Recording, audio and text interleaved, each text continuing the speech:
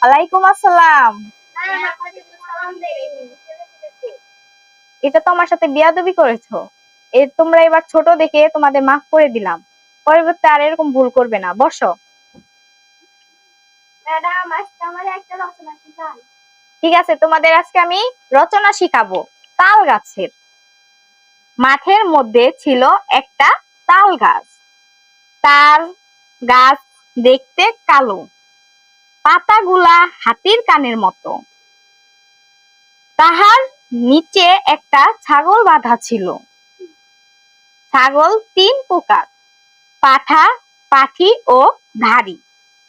তার শরীরের চামড়া দ্বারা ঢাকা থাকতো। অত্যন্ত ভাবনার বিষয়। চামড়া দ্বারা যদি ঢাকা না থাকতো, তাহলে মাংসগুলো খসিয়া খসিয়া পড়িত।